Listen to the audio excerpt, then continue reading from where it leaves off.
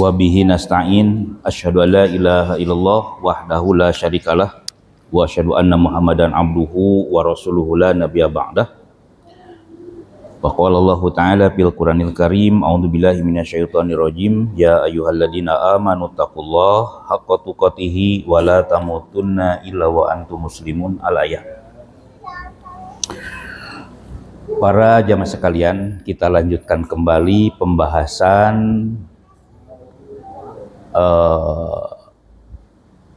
iman kepada hari akhirat bagian yang keempat. Kemarin subjudul tentang alam kubur pertama dan sekarang adalah alam kubur yang kedua. Sebuah hadis dari Ibnu Umar radhiyallahu an, dia berkata, akhadha Rasulullah sallallahu alaihi wasallam biman kibi. Jadi Nabi memegang pundaknya gitu. Kemudian kata Rasulullah, kun fid dunya ka'annaka gharib au abirus sabil. Hendaklah kau jadi di dunia ini sebagaimana orang asing atau orang yang dalam perjalanan jauh. Wa'udan nafsak min ahlil kubur, dan siapkan bekal sebagai penghuni kubur. Itu riwayat Imam Al-Bukhari. Kemudian yang kedua, ada seseorang datang kepada Nabi, kemudian orang ini bertanya, ayul mukmin aqyas ya Rasulullah. Kalau mukmin yang cerdas seperti apa wahai Rasulullah? Kata Nabi, aksaruhum lil maut zikron. Mukmin yang cerdas itu adalah mereka orang-orang yang banyak mengingat kematiannya, wa ahsanuhum lima ba'dahu istidadan, dan mempersiapkan bekal terbaik setelah kematiannya. Jadi lebih ke fokus akhirat daripada dunia. Kenapa? Dunia itu pasti ditinggal. Kalau misalkan dia tidak memiliki bekal yang cukup, dia akan rugi. Makanya kata Rasulullah, yang cerdas itu adalah mereka yang mempersiapkan bekal terbaiknya, yaitu urusan akhirat. Bukan dunia, dunia akan ditinggal. Itu. Yang ketiga, kata Buraidah, ada dua kabilah Ansor. Dua kabilah Ansor, di mana dua kabilah Ansor ini mereka berkompetisi, berebut, bersaing dalam urusan dunia. Dua kabilah Ansor ini pertama Bani Harisah dan Bani Haris. Tafakhoru wa takasaru. Mereka berbangga-bangga, kemudian mereka saling memperbanyak dunia, ada yang bangga dengan hartanya, dengan kedudukannya, dengan turunnya dan sebagainya.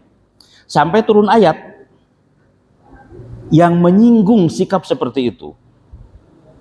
Turun ayat, bismillahirrahmanirrahim, alhaakumut takatsur hatta jurtumul, bermegah-megahan itu telah membuat kalian lalai kepada Allah. Kalian lalai dengan urusan akhirat, hatta jurtumul maqabir, sampai kalian masuk ke liang kubur. Orang yang mabuk karena dunia dengan orang mabuk karena alkohol itu jauh berbeda. Orang yang mabuk karena alkohol itu beberapa jam dia bisa sadar. Beberapa jam kemudian dia akan sadar dari mabuknya itu. Maka setelah dia sadar, ada kesempatan untuk balik kepada Allah, ada kesempatan untuk bertobat kepada Allah. Selama masih ada nyawa, maka ampunan Allah terbuka luas untuk dia. Itu mabuk alkohol. Tapi kalau mabuk dunia, baru dia sadar setelah dikubur. Kalau di dunia mah diingetin juga galakan dia, baru dia sadar setelah dikubur. Sampai dalam ayat Al-Quran, laula akhartani ila ajalin qarib fa asaddaqa wa akum minas solihin. Andaikan aku diberikan kesempatan hidup sebentar saja ke dunia, aku akan berinfak dan aku melakukan amal soleh. Akan tetapi tentu saja penyesalan ini nggak ada gunanya. Makanya di dalam hadis dikatakan, fawallah, demi Allah, mal faqra akhsha alaikum. Aku tidak takut, aku tidak khawatir jika kalian miskin urusan dunia. Akan tetapi kata Rasulullah, walakin akhsha alaikum antum satu alikumud dunya kama busitot alaman kana qablakum. Justru yang aku takutkan dari kalian itu adalah bila mana di dunia dibuka lebar. Dunia dibuka seluas-luasnya, kemudian kalian berlomba untuk mendapatkannya sebagaimana orang yang telah hulu, patana pasuha kamatana pasuha. Bersaing, berlomba terus. Watuh likakum kama ahlaktuhum. Kalian hancur sebagaimana orang-orang dulu hancur. Yang dikhawatirkan oleh Nabi bukan miskin dunia, tapi miskin akhirat. Maka ayat ini menegur kita, alhaakumut takatsur hatta zurtumul maqabir. Dunia baru sadar setelah dikubur, tapi nggak ada artinya. Itu. Nah, jadi kesempatan ini kita lanjutkan tentang alam kubur bagian kedua, gitu ya. Kemarin kan bab kubur juga, gitu ya. Nah, di dalam hadis Nabi ini tentang kubur ya. Jadi sebelum kita dikubur mati dulu lah. Mati dulu, nggak ujug-ujug. Nah, maka kita coba dari mati dulu nih. Mati, kata Al-Quran, kullu syai'in halikun illa wajah. Semua yang ada di permukaan dunia ini, semua yang ada, yang kita lihat ini, halikun, akan hancur. Illa wajah, kecuali cuman Allah. Cuman Allah nanti seorang diri. Kullu man 'alaihi fan, semua akan hancur. Wa yabqa wajhu rabbika dzul jalali, yang akan tetap cuman Allah Subhanahu wa taala. Dan Ibnu Abbas mengatakan, wal insu wal jinnu yamutun. Jin dan manusia yang diperintahkan oleh Allah Subhanahu untuk beribadah mati, itu semua. Jin mati. Nah, jadi itu ayat kullu nafsin dha'iqatul, pasti mati. Nggak ada yang tersisa. Yang kedua, mati itu perkara gaib. Dalam Al-Quran, wa ma tadri nafsun bi ayyi ardin tamut. Kita di mana akan mati, kapan akan mati, nggak bisa diprediksi. Urusan gaib. Gaib itu magoba anil hawas wa ilmil insan. Segala sesuatu yang tertutup dari ilmu manusia. Dan untuk mengatur perkara gaib bukan dengan akal kita, bukan dengan ilmu.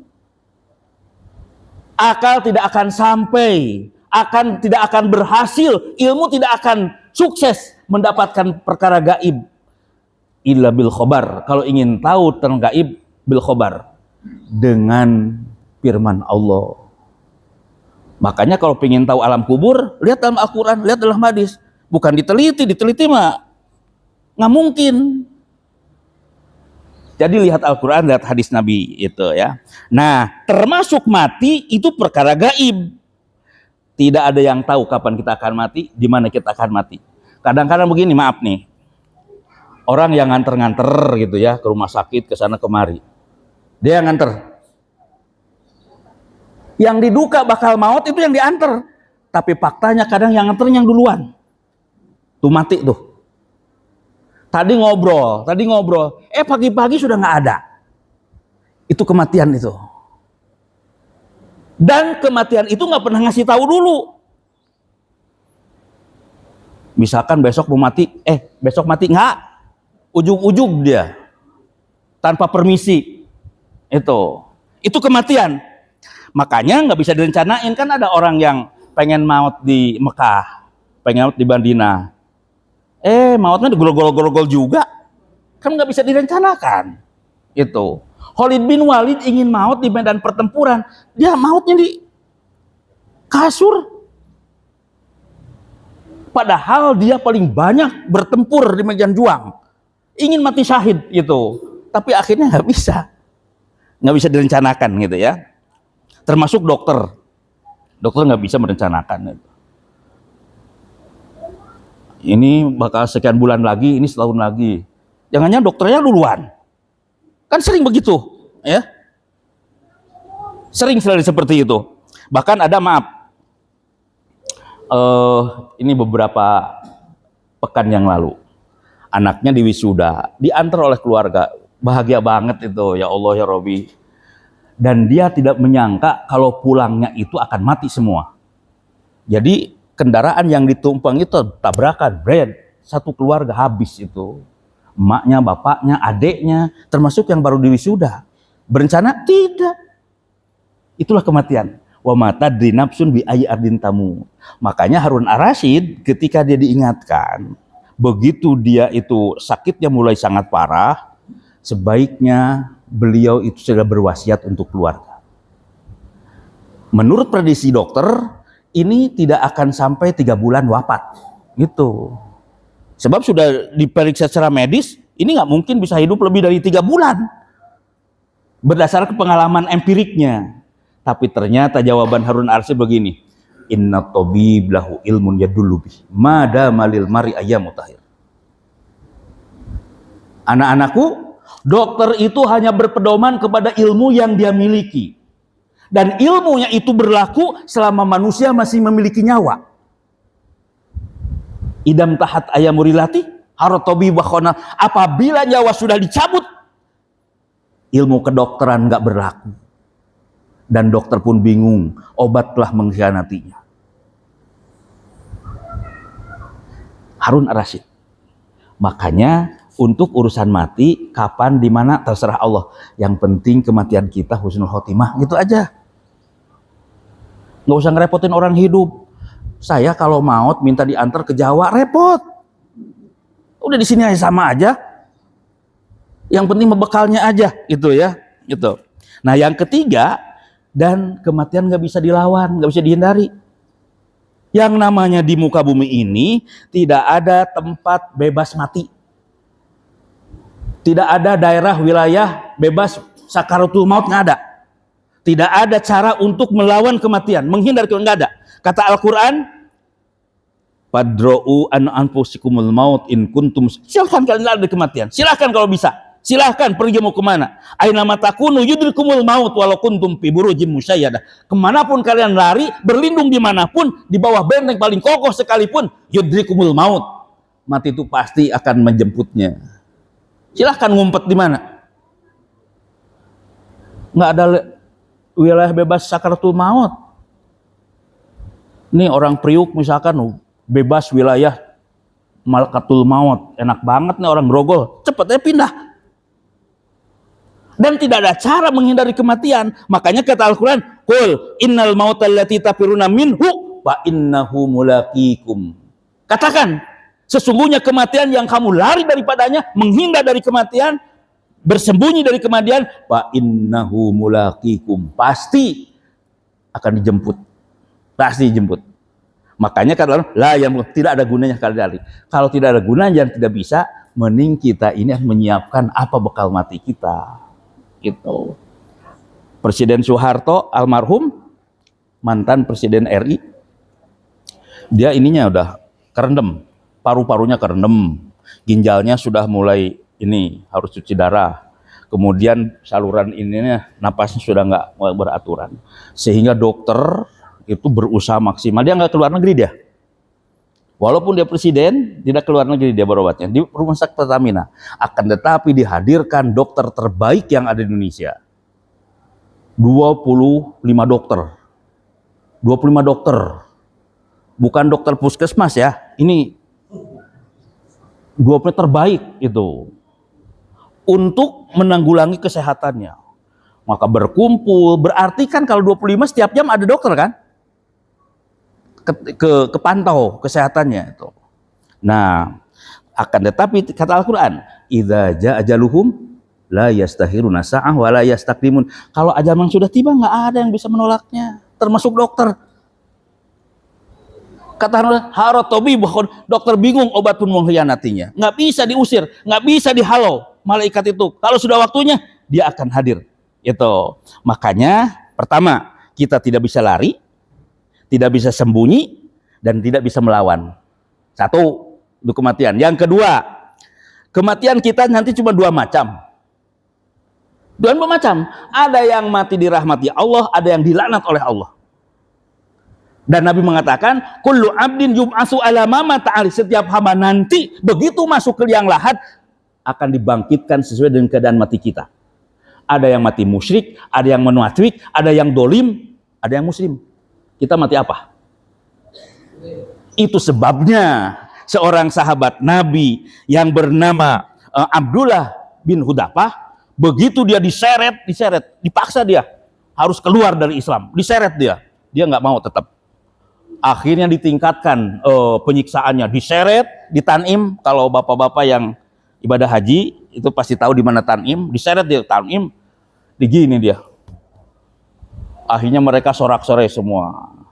Tetap ditawarin, nyerah nggak?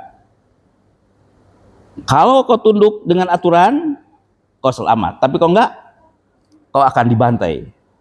Lihat jawabannya. Kata Abdullah bin Hudafah, aku tidak peduli dengan cara apa kalian akan membunuhku.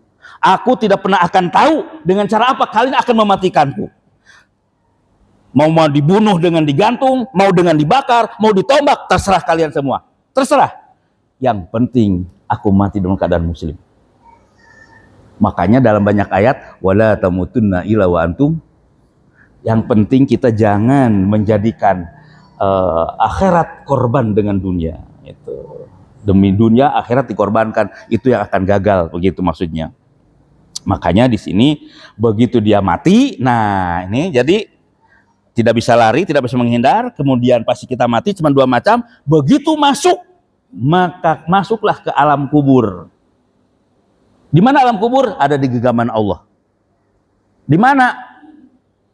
Lagi-lagi ini urusan gaib, jangan diutak-atik, jangan sotoy. Udah, percaya saja. Kalau sudah mati pasti ke alam kubur.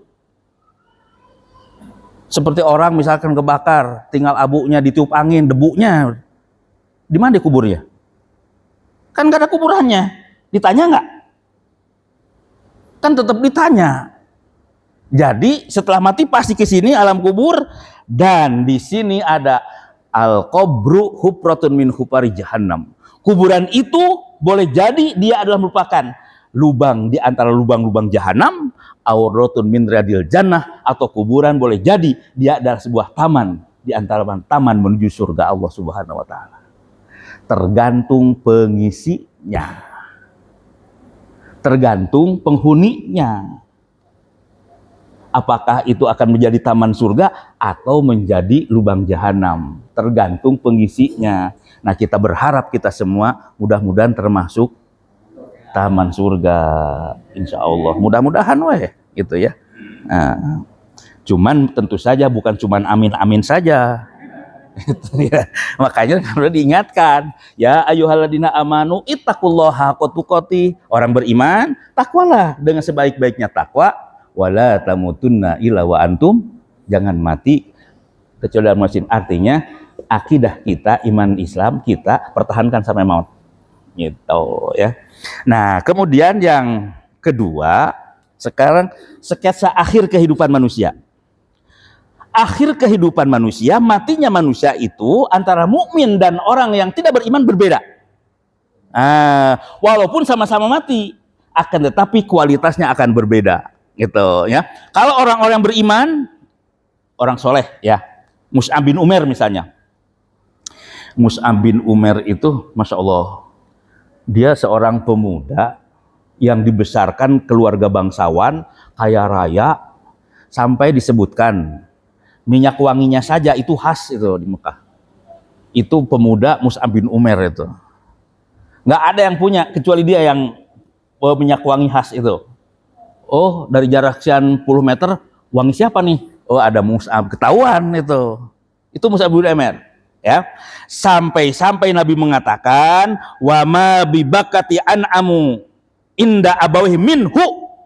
Tidak ada seorang pemuda di Mekah ini yang lebih menikmati kehidupan dunia dari ayahnya yang luar biasa, kenikmatan yang luar biasa, kecuali Mus'ab bin Umair. Akan tetapi begitu dia masuk Islam, summa taraka dzalika kullah, semua itu dia tinggalkan. Kenapa? Hubban lillah, karena cinta kepada Allah dan Rasulnya. Itu semua dunia ditinggalkan, bayangin. Itu seorang pemuda, Mus'ab bin Umair. Tidak sampai di sana, dia ikut berjihad. Dia ikut berjihad di antara perang Uhud. Ternyata dia terbunuh di perang Uhud. Dia terbunuh di perang Uhud, sehingga pada saat itu kutila yauma Uhudin falam yujad lahu syai'un yukafinu fih illa namiratan. Ketika dia wafat, terbunuh di medan Uhud, di medan juang perang Uhud, dia terbujur, banyak luka. Dan Nabi mengatakan tidak ada kain kafan untuk menutupi dirinya kecuali hanya selembar burdah saja. Dan itu pun idza wada'naha 'ala rasahu ta'arrat rijlahu. Kalau ditutup bagian kepalanya, kakinya kelihatan. Idza wada'at al-rijlah, dan bila mana ditutupi kakinya, tabarrajat rasahu. Kelihatan ininya. Ditarik ke atas kakinya kelihatan, ditarik ke bawah ini yang nongol. Akhirnya Rasul begini dia. Dan Nabi mengatakan, ra'aituka bi Makkah wa ma biha araqu hullatan wala ahsanu. Wahai Mus'ab, aku melihat engkau di Mekah itu ketika itu tidak ada yang berpakaian yang lebih indah selain engkau, tidak ada yang memiliki rambut yang klimis selain engkau. Saking kayanya dia.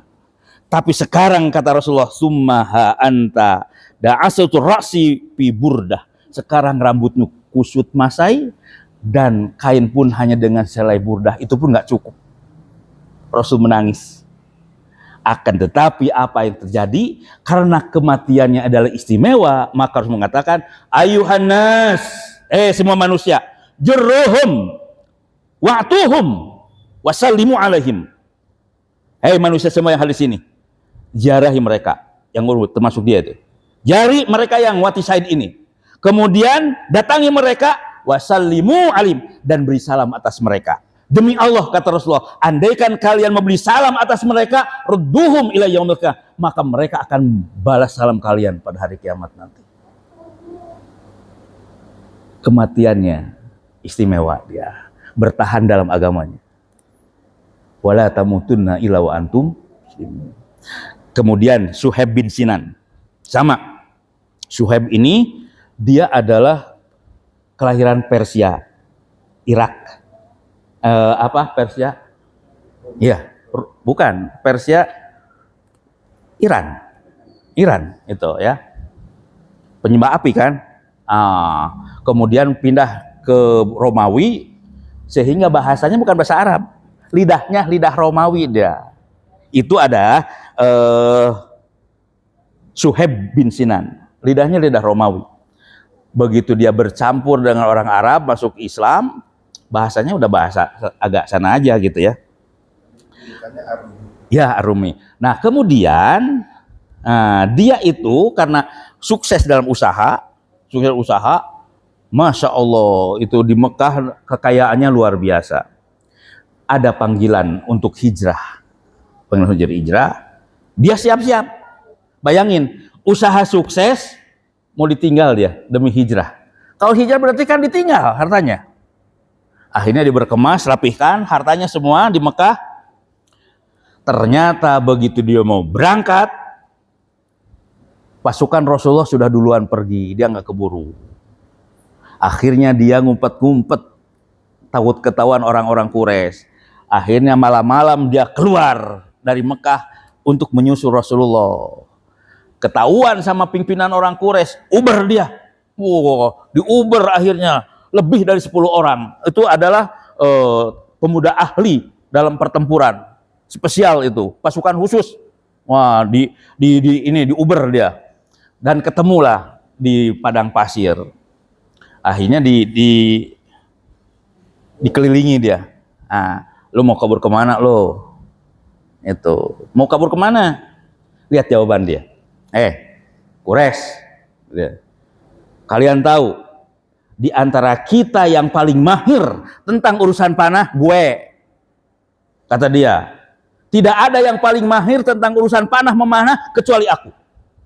Dan kalian pun tahu bahwa aku pandai memainkan pedang. Jadi kalian tidak akan pernah mendekat kepadaku kalau aku lepaskan seluruh anak panah ini yang ada padaku. Jika aku habis anak panahku, maka akan aku lawan dengan pedangku kalian. Kalau kalian berani, maju semua. Gitu kata dia. Maju semua, jangan tanggung-tanggung. Bayangin, lebih 10 orang itu. Maju semua kalau berani. Mereka diam juga. Tapi jangan takut, aku punya pilihan. kata dia. Pilih, kau pilih harta atau pilih aku lepas dari sini. Kalau kau pilih harta, biarkan aku pergi. Biarkan aku pergi. Tapi kalau ingin bertempur, oke, bertempur. Mereka pilih harta lah. Repot tuh gitu tempur-tempur, pilih harta. Akhirnya udah pergi, silahkan. Hartaku ada di Mekah, ambil semua. Itu luar biasa itu. Pergi, akhirnya dia pergi. Sampai akhirnya ketemu di Madinah dengan Rasulullah. Kata Nabi sallallahu alaihi wasallam, assalamualaikum. Kaget Rasulullah. Oh, nyusul. Kaget. Kata di Rasulullah, Robi hal bayu Abah Yahya. Robi hal bayu Abah Yahya. Sungguh beruntung perdagangan Abu Yahya, maksudnya dia. Sampai 3 kali dan Rasul merangkulnya. Itu. Sahabat Suhaib bin Sinan, dia rela meninggalkan hasil usahanya hanya untuk hijrah saja gitu. Ditinggal semua itu. Dan yang menarik lagi, kebiasaan dia itu apa? Kebiasaan dia itu adalah suka berbagi sama orang, terutama kalau ada urusan makanan. Sampai turun ayat wa yut'imuna at'ama ala hubbihi miskinan wa yatiman wa asiran. Sampai turun ayat ini. Dan itu hubungan dengan dia. Dia itu rajin. Gitu. Di sini ada makanan-makanan. Itu dari dia itu. Sampai-sampai Umar Ibnu Khattab mengatakan, Suhaib, aku melihat engkau ini dermawan banget urusan makanan. Kenapa bahkan kelewat batas? Maka Suhaib mengatakan, khiyarukum man at'ama ta'am. Sebaik-baiknya kalian, kata Rasulullah, adalah orang yang berbagi makanan dengan saudara-saudaranya. Makanya yang Jumat berkah luar biasa itu. Dan dia sampai wafat dan seperti ini.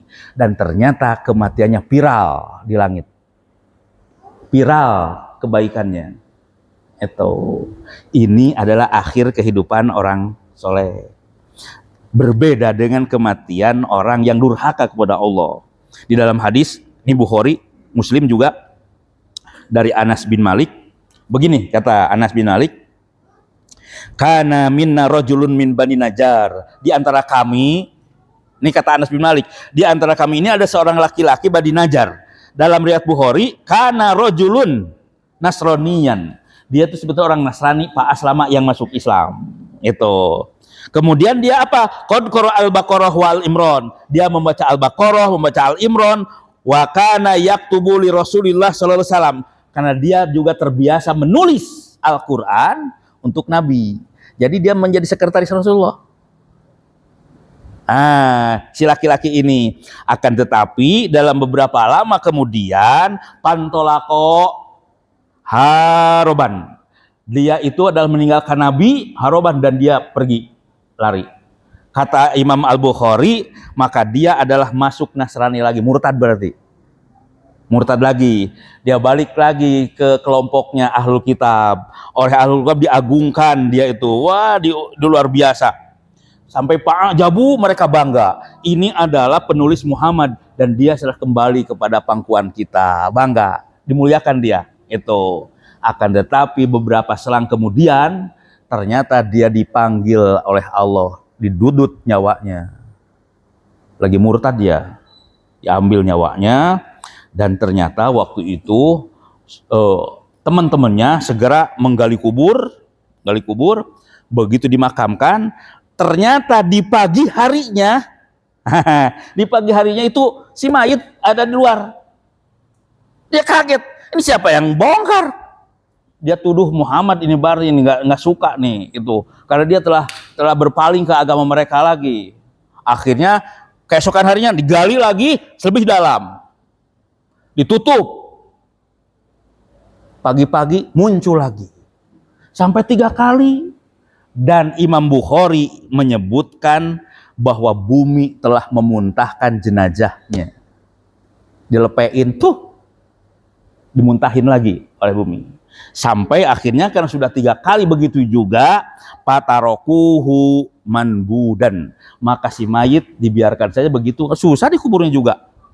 Itu kenapa? Dia ingkar kepada Allah Subhanahu wa taala. Makanya ada istilah mayat ditolak bumi. Gitu. Harus hati-hati itu, ya. Suka ada sih yang aneh-aneh kan di kita juga. Termasuk Ar-Rajal juga sama, ini sering diulang lagi. Ar-Rajal bin Usama, kata Rasulullah, dirsul kafir aw nabal kafir mislu Uhudin, bahwa ini apa, dirsul ginian nih, itu taring, gigi gerham dan taring orang kafir di neraka itu akan seperti gunung Uhud. Wagil jilduhu masiratan salasat, bahkan ininya, kulitnya tebalnya itu adalah 3 hari perjalanan. Masya Allah, akan gede banget berarti. Lalu di dalam hadis Muslim, inna rajula min ahlin nar, seseorang yang berada dalam neraka itu la ya'addamu linnar, akan membengkak dalam neraka itu hatta yakunu dirsu min atrafil kauhudin, sampai gigi gerhamnya lebih besar dari gunung Uhud. Tapi tiba-tiba Nabi bilang begini, ngumpul semua, akan ada nanti di antara kalian yang dibangkitkan oleh Allah gigi gerhamnya segede gunung Uhud. Kaget semua. Nabi bicara di hadapan senior. Di situ ada Abu Bakar, di situ ada Abu Hurairah, di situ ada Ar-Rajal ini, hafid Quran. Tapi kenapa ngomong begini Rasulullah? Semua ketakutan tentunya. Ketakutan. Akan tetapi seorang demi seorang yang hadir itu wafat. Satu demi satu. Mereka mati syahid semua. Yang tersisa tinggal 2 orang. Ar-Rajal bin Unfuah yang hafid Quran, dan Abu Hurairah yang ahli hadis. Maka Abu Hurairah nggak bisa tidur, ketakutan. Karena dia ahli Quran. Pasti pisurgaun. Itu. Nah akhirnya Rasul wafat, ganti kepemimpinan, diganti oleh Abu Bakar. Itulah di masa Abu Bakar As-Siddiq telah terjadi pemberontakan Nabi palsu yang dipimpin oleh Musailamah Al-Kadzdzab. Dalam rangka menjalankan ambisinya, Musailamah Al-Kadzdzab mencari orang-orang yang bisa disumbat, yang bisa dibayar. Ditawarinlah dia kepada orang-orang tertentu, termasuk Ar-Rajal bin Unfuah yang hafid Quran ini. Ternyata ditawarin, Ar-Rajal terima, siap jadi pendukung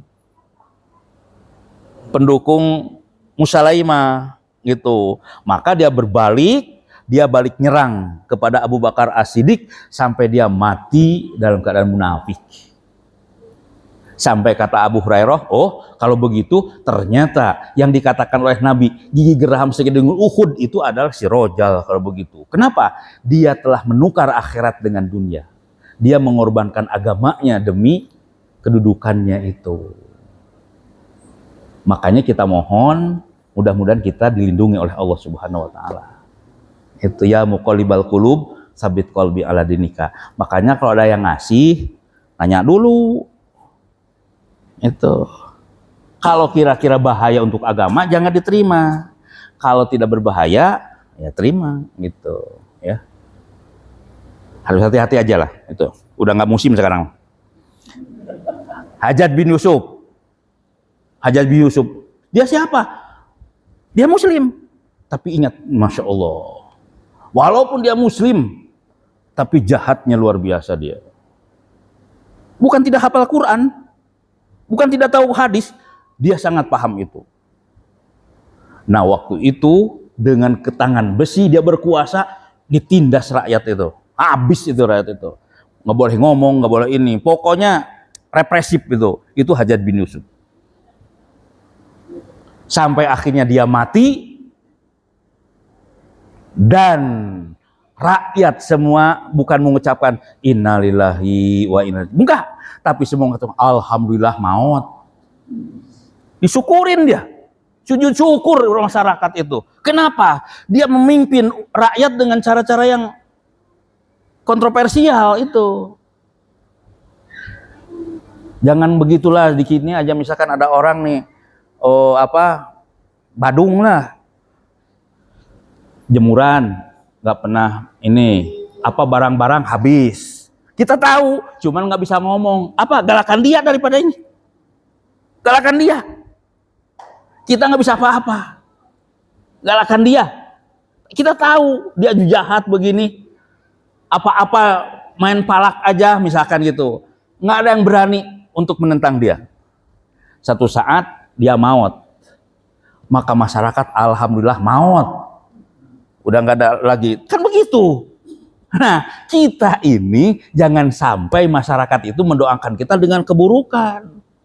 Itu ya. Makanya wala tamutunna illa wa antum muslimun. Nah, yang ketiga sekarang. Masih bab mati ya. Belum masuk kubur ini, belum. Sakaratul maut.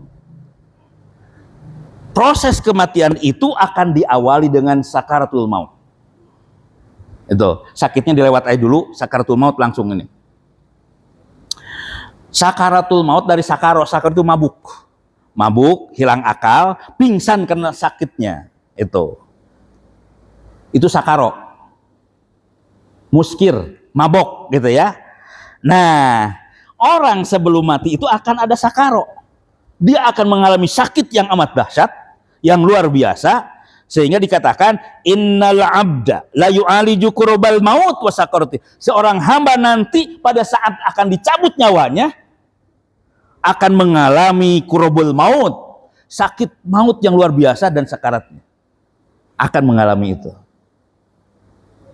Keterangannya mengatakan innal malaikata taktibul abda wa tahbisah. Malaikat mendekap orang itu, orang dalam sedang sakaraat, orang-orang itu didekap oleh malaikat, walau dalika lakana yaqdu fi sahari wal bar. Andaikan malaikat tidak mendekapnya, tidak dekapnya, maka makhluk yang ada di lautan dan daratan itu akan berhamburan lari min syiddati sakaratul maut, disebabkan kerasnya tekanan sakaratul maut. Dan sakaratul maut akan tiba kepada setiap orang. Kata Al-Quran, waja'at sakaratul maut bil haq. Kematian sakaratul maut akan datang kepada setiap orang. Dalika ma kunta min hutahid. Dan itu yang kamu selalu takut dan lari daripadanya. Tapi lari juga nggak ada gunanya. Makanya di sini yang terpenting adalah berusaha dan berdoa. Allahumma hawin alaina sakaratul maut. Bukan lari itu nggak mungkin itu, ya. Menghadapi saja gitu ya. Nah, di sini nanti akan ada dua malaikat wataknya, ada wan naji'ati gorko, ada wan nasyitoti nasto. Wan naji'ati gorko, malaikat yang keras. Gorko itu begini nih. Ini pohon. Pohon dengan akar yang ini ditarik. Itu kan susah kalau sekali. Krek, itu gorko namanya. Akan dipaksa gitu. Set, itu gorko.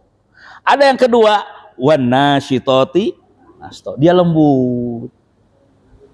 Dan malaikat yang begini tergantung siapa yang dihadapinya. Itu. Apakah yang keras bengis atau yang lembut gitu. Nah, itu tergantung nanti siapa yang di ini. Dan kita sekali lagi akan mengalami ini sampai dikatakan dalam Al-Qur'an. Kalla idza balagotit taraqi. Sekali-kali tidak.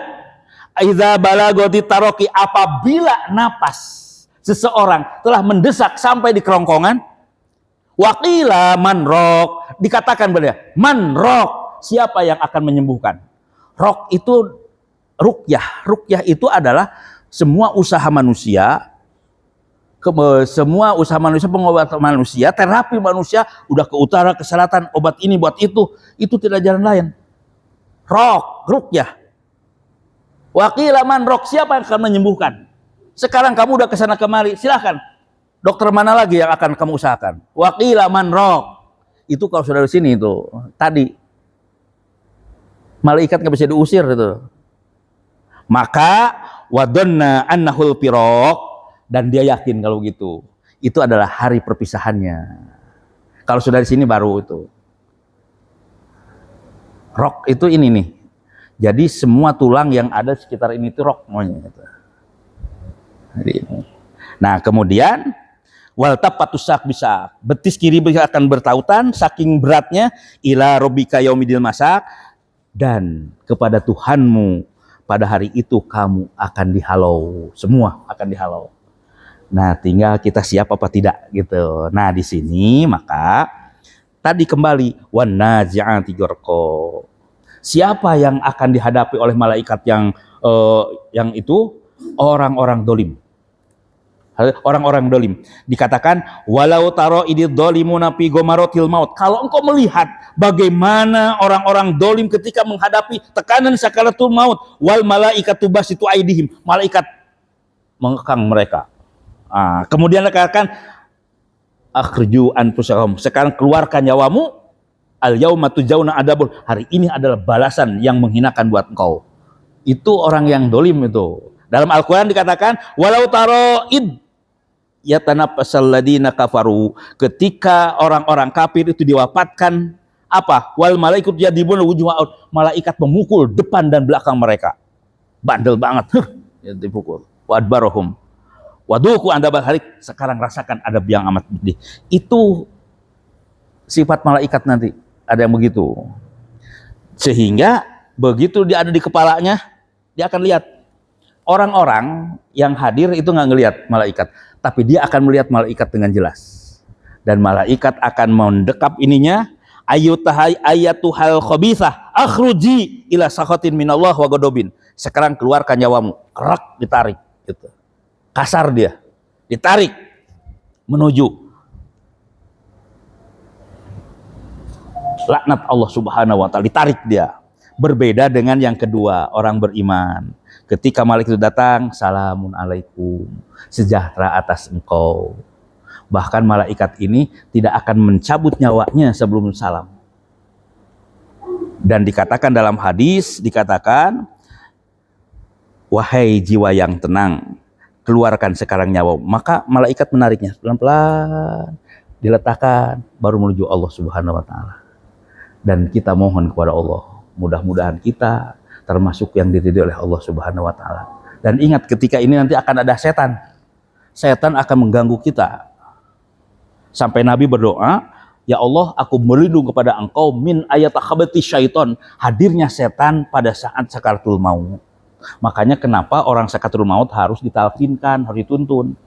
Itu ya. Karena waktu kita terbatas, jadi kapan-kapan kita lanjutkan kembali. Sekian, wassalamualaikum warahmatullahi wabarakatuh.